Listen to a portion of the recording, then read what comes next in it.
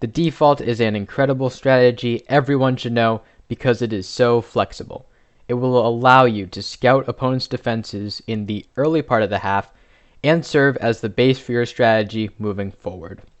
This setup will allow you to adapt within the very same round your approach so that you can overcome disadvantages. It always gives you options.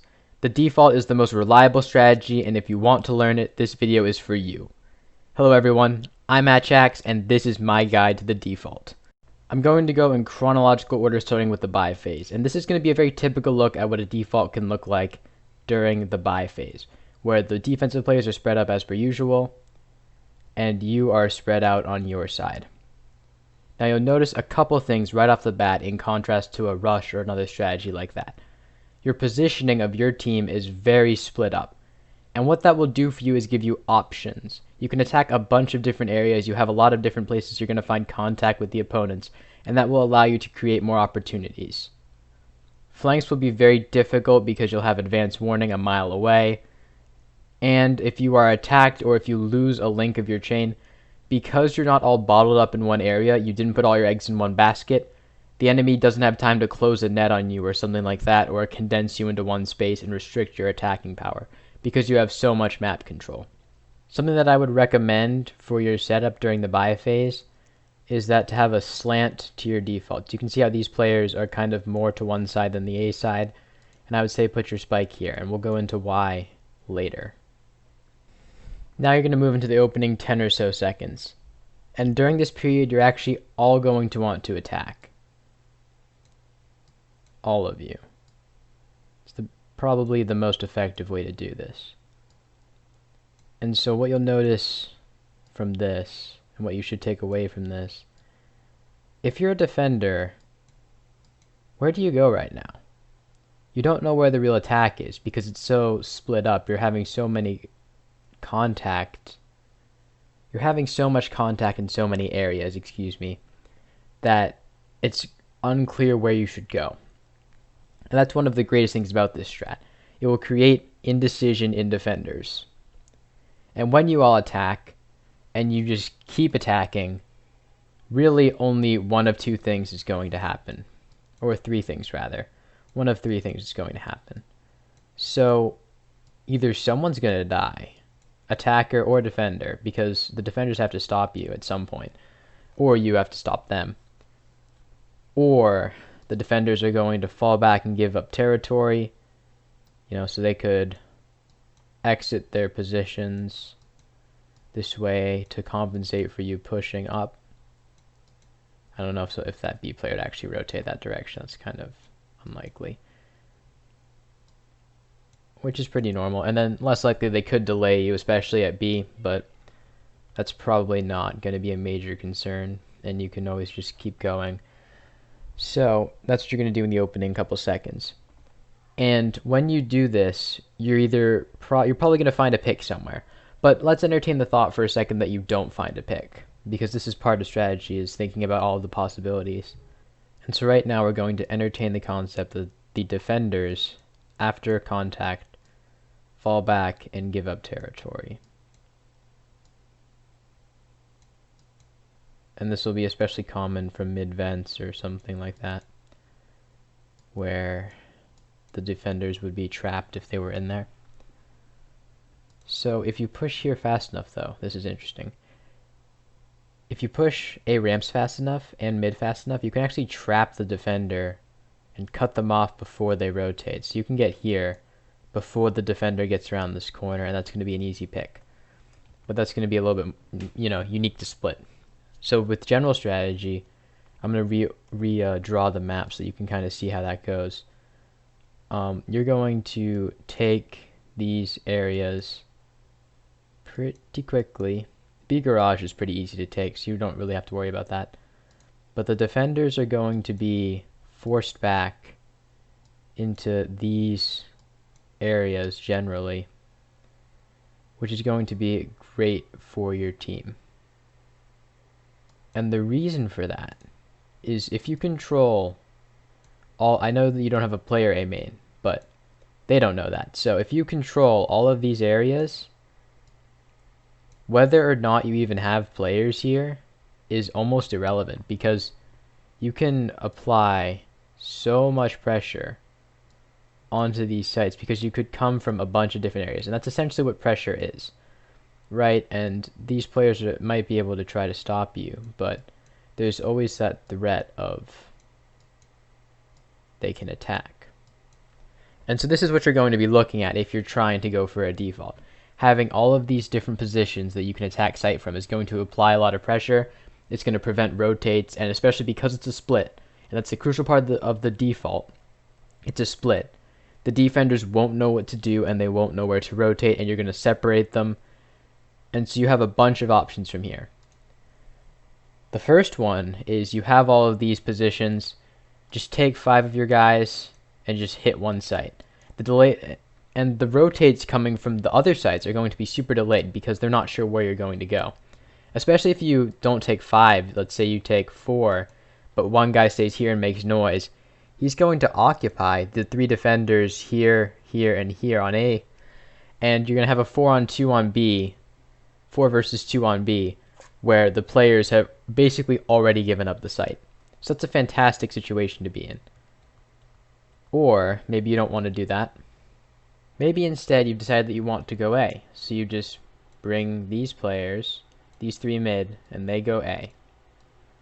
And so you're going to have the spike, and that's part of why I said to keep the spike in mid with the slant, right? Because the slant is mostly going to be where your real attack is.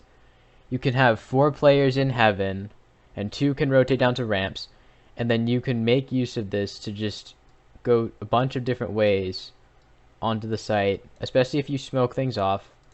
If you smoke off this area, and you should smoke off this area most of the time when you're taking a site. If you smoke off this area, then you can have 4 defenders, you can have 4 of your attackers versus 1 defender on A site, and you're going to go into after plant very quickly. And I would actually leave this guy in garage. I'd leave him here. If you attack this site on A, if you attack A, most of the time, if you have 4 and you're smoking things off, most of the time these defenders are actually going to rotate at that point, assuming that it's A. And it is A. But because it's a default, and you always have so many options, this guy in garage can take B site for your team, the entire B site, and because you have this whole area since you split up, right, you have all of mid. I need to use a different color as you can see, I think, but you can take your 4 players who are mid with the spike, you can take these 4 players here, and you can move them quickly through mid onto B, and you'll end up planting here, right? And so either way you'll have a plant, which is great. Both of those situations are great, and you will have to deal with either way you will have to deal with a sort of high number of players trying to do a retake, but you also have a high number of players, so it works out. And that's how this can work. And you have those 2 options should be enough to win almost any round if you get to this point, but most of the time there's going to be a pick somewhere by somebody, right? So let's get into that. So let's jump back into our original concept of the first 10 to 15 seconds, your players are going to be running out trying to find picks, right? And you're going to take these positions like garage, and you can start applying pressure here.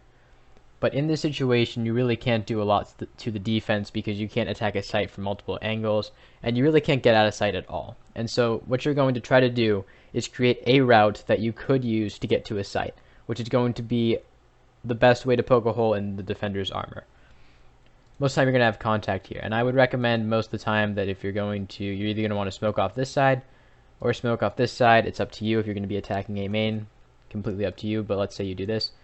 A lot of the times players will try to have contact with the offense early. Defenders will try to attack the offense before like the middle of the round really starts. And from these positions, that gives the offense an opportunity to find a pick. So let's say that you find a pick. It probably won't be at mid. It could be at mid, depending on how that goes. But a lot of the times, the defense will give up mid if you apply enough pressure. Garage is a little bit hard to attack. So let's say it's A. This is a pretty common pick here. You take a pick. You make a pick on the A ramps player. And you can kind of see right now that as far as the defense is concerned, you can take all of this pretty quickly, right? They don't know how many people you have either because you smoked it off. So you could have all 5 players, 4 players, 3 players, they don't know, in this general area, and you have here. And the defense usually isn't going to let something like this slide, because just like when you push through, if you theoretically have these areas, you apply pressure from multiple directions, and even better, and this is the third arrow that comes through because the player that would usually come back to this area has been eliminated. So you can attack a site from 3 different directions if they allow this to stand. And they probably won't. They don't want that to happen. So most of the time, these players will compensate by rotating out and around to A. In some capacity, they'll try to get to A. You have a couple options in this situation. You could take advantage of that pick, and you could push. And doing this, if there is a mid-vents player, you'll probably catch him. But you can come through mid-vents, and we'll, just for kicks, we'll say that he actually got away, he rotated out, right? And so let's redraw the situation so you can see. You have 1 player in garage. They have 1 player on B site. You have 3 players in tower, but you should probably have 1 go main. And they have 1 player who rotated from mid-mail over to defender side spawn. They have 1 player on the site itself, and they got 1 out to A screens. And so you can see it's 4 over here on A versus 3 on A, and then a 1-on-1 on B. And you have the ability to attack the site from 2 different directions, which is great. And once again, you should definitely smoke off screens. If you're making an attack, you definitely want that to just be dealt with. From here, whether or not the B player will rotate is going to be based on contact. You could have the B player garage rotate over. He could have done it earlier, and you could 5-stack and commit early, but most of the time that's not really how you want to run a split. So what you could do here is just wait and see. And a lot of the times, if there's enough contact, the B player is going to rotate.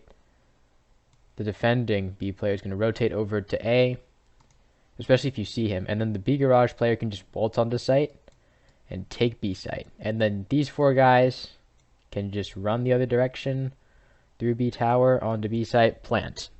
Because they can rotate faster than, say, these 2 defenders. The 2 defenders will probably get there later because they didn't realize that you were rotating, but you knew you were rotating, so you got there faster. Maybe not. Either way, though, it's just a pretty good situation to end up in. Now, maybe you didn't want to do that. So instead of waiting for this player to rotate, you took the 4 guys and you just attacked the site and you smoked this area off, smoked off A screens, and you had 2 players coming into A site here and 2 players coming in here. They're just going to probably just steamroll this poor A player.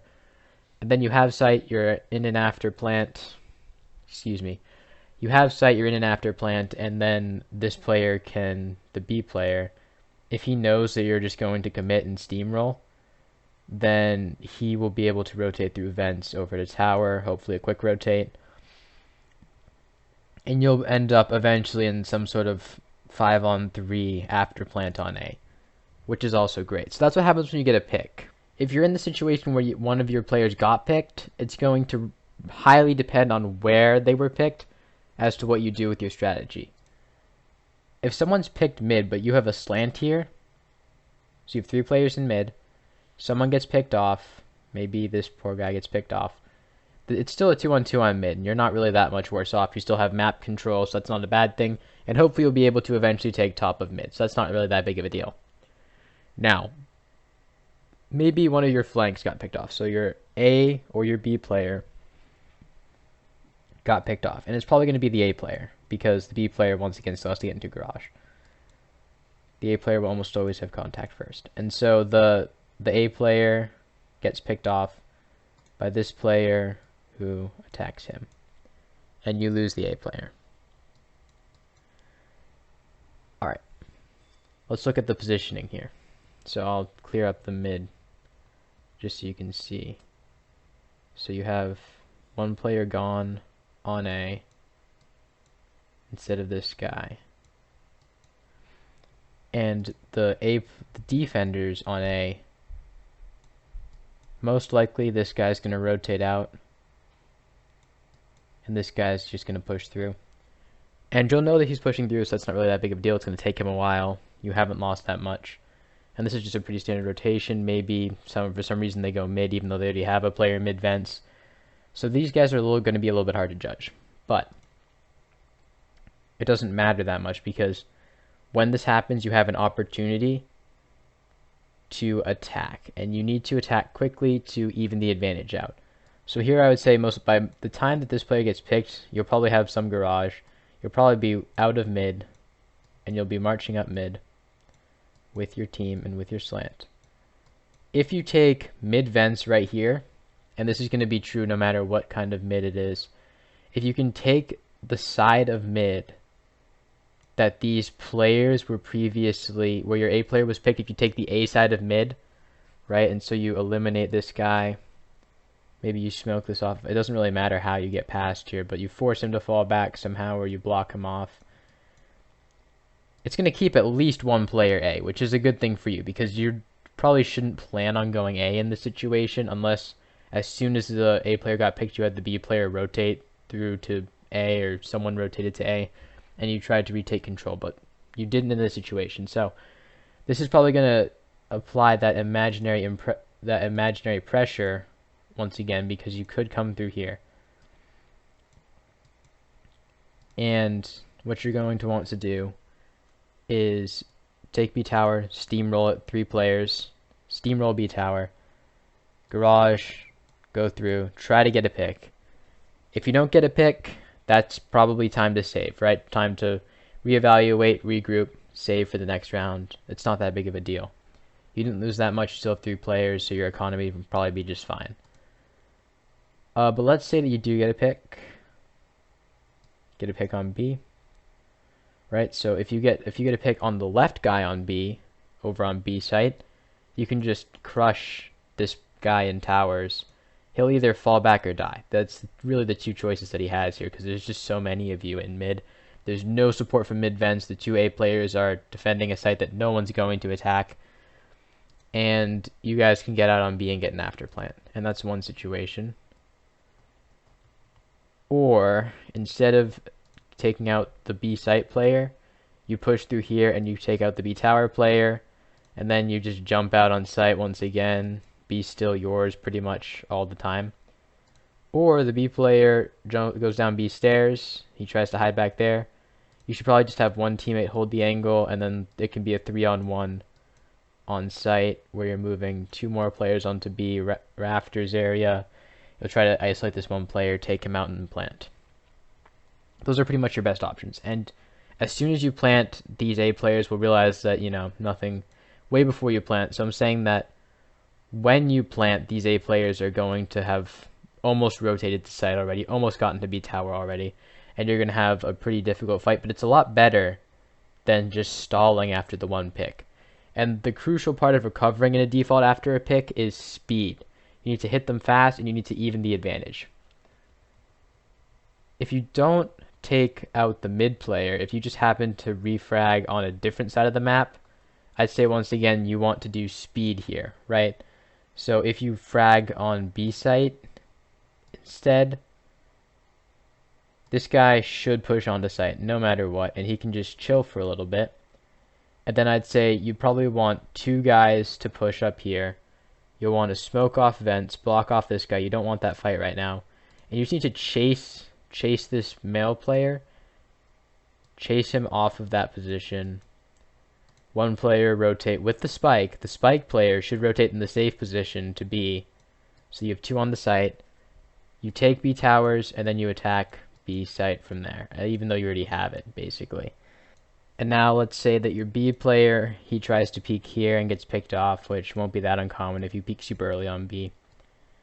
So he gets picked off.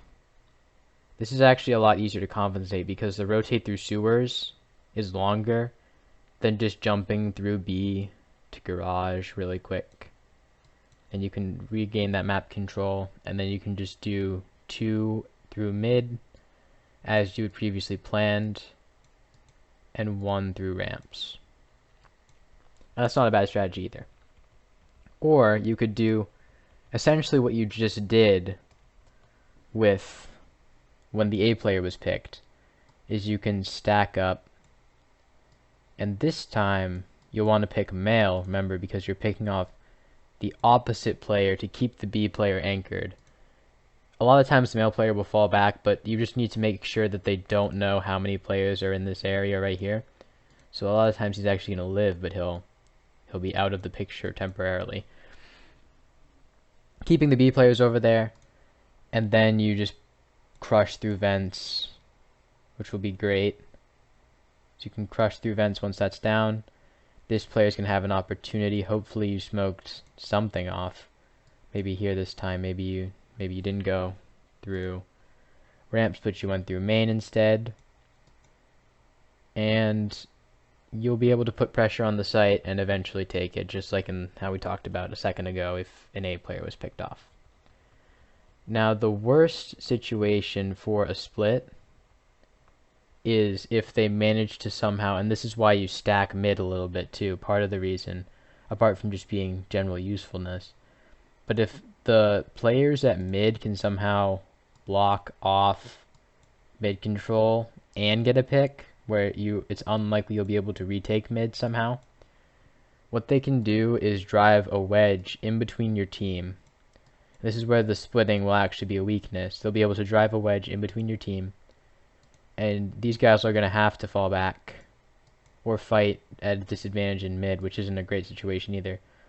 Fall back, and they're probably going to end up doubling up. That's the most likely scenario that you'll want to run, is doubling up here. And so, to show you where everyone is, again, you have 2 garage, 2 in lobby, and the mid players have 2 in mid, the defenders have 2 in mid, 1 here, 1 ramps, and 1 B. Most of the time, they don't play 2B, and this is where you'll have to take a gamble too. But I would recommend that the spike actually be on B link, so that you can go from garage with the spike and just do a gamble on B site and hope you take the site. Sometimes you won't take the site, and that's when these 2 players will absolutely save almost 100% of the time. And if you do it quickly enough, you don't want to allow these players time to close the net on your team, because if they take mid, the defense can just do this, and it's absolutely brutal. They can just completely overrun this whole area, come in behind you, attack you from all different angles, and that's just not a good thing at all. If you're trying to win, that is.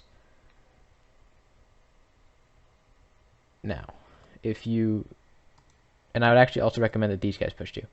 And the reason these guys push is you're trying to get back to your team, right? Counter that split, but at the same time, you need to keep some people at A. So I'd recommend here, smoke, frag on ramps, frag this guy. There's going to be no players. You'll notice there's no defenders in here. And so once you get through here, depending on the timing of the B garage push, what you're going to want to do is either go through spawn safely, which will be nice if you can do that if you have time, but if not, you can go through mid vents. A lot of times you might have to fight these players here depending on what they do. But some way, somehow, breeze this player over, get to B site, plant, get into an after plant. That's your best chance of winning. And if you actually smoke the back here too, that's usually going to be an interesting smoke. You might even be able to bottle up the A player if they don't know where you are, how fast you got through, depending on positioning, that sort of thing. So that's your best chance if they do manage to put a wedge in between your team and separate you. Those are basically all the most common scenarios that can happen when you're defaulting.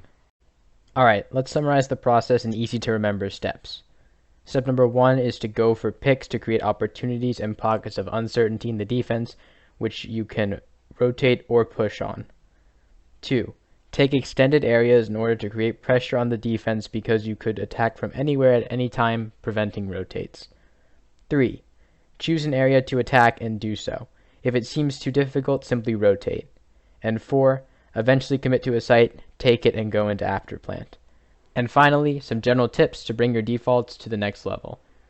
Number 1, a default is not a 5-stack of lurkers. Even though that B-Garage player did end up lurking a lot of the time, that would be pre-planned or just a natural result of the round. Unless otherwise planned, all players should be pushing. Number 2, but holding for a defensive push as a team is not a bad idea, especially if the other team likes to flank. Number 3, scoring a pick and then immediately rotating will usually really confuse the defenders. Since you just eliminated their player, they often won't know that you rotated, and they may rotate into the wrong site to counter a push that doesn't actually exist, leaving an opening for your real attack. And 4, when deciding whether or not to rotate, I would recommend trusting your game sense or gut feeling. That worked for me most of the time, and I think it could work for you, most of you. Sometimes it seems that your brain is registering and figuring things out even if you aren't consciously realizing them. 5, a good and easy modification for the default is to show your slant early while having a player lurk in the opposite site. Then, slowly remove the players from the slant to go to the opposite site. Once you are planting, the illusion is no longer necessary, and the teammates who are occupying defenders should rotate for afterplant. And that is the default. This is the general version, but there are a lot of variations to the default, so be creative and invent some. I may talk about evolutions of the default in the future videos, but for now, good luck, have fun, and I will see you next time.